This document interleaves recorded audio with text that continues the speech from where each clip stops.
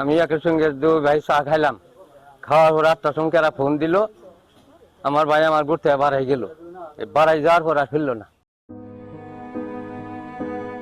বড় ভাইয়ের সাথে চা খেয়ে বের হয়েছিলেন বাড়ি থেকে, কারণ মেয়ের বাড়িতে উপহার নিয়ে যাওয়ার খরচ জোগাতে হবে।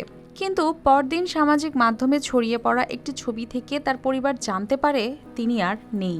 যেন বিনা মেঘে বজ্রপাতের মতো অবস্থা। শেরপুর সদর উপজেলার রামকৃষ্ণপুরের কাজল মিয়ার স্ত্রী ও 4 সন্তানসহ ছিল কষ্টের সংসার। কিস্তিতে কেনা অটোরিকশা চালিয়েই চলছিল তার পরিবার।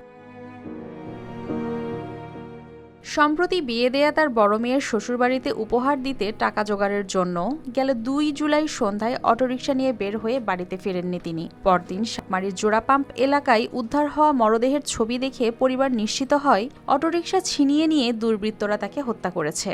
এই গাড়িটা একটা কিস্তি কইরা গাড়িটা করছিল, কিস্তিটাও দেওয়ার ভাই নাই। সন্ধ্যাবেলা যাইতো 4টার সময় করে আমার ঘরের মধ্যে বেলবাড়ি দিয়ে যাইতো 4টার সময়।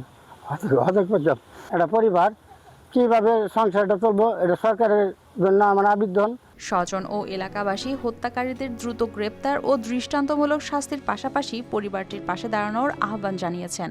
আমরা পরিবারে আমার 3 ছেলে, আমার স্বামী আর আমি 5 জন।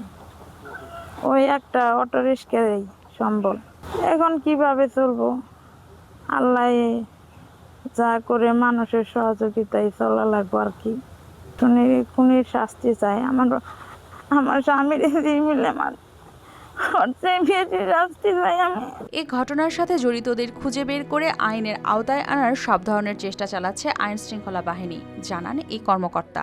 এখনো পর্যন্ত কেউ গ্রেপ্তার না হলেও আমাদের এই মামলায় যথেষ্ট অগ্রগতি আছে। আমরা কাজ করছি, ইনশাআল্লাহ খুব শীঘ্রই এই ঘটনায় প্রকৃত অপরাধীদের আইনের সুপর্দ করব। একজন নিরীহ মানুষকে হত্যার পর তার শেষ সম্বল ছিনতাইয়ের ঘটনায় শেরপুরের অটোচালকদের মধ্যে দেখা দিয়েছে আতঙ্ক। আদৌ কি মিলবে এই হত্যাকাণ্ডের সঠিক বিচার? News desk, RTV।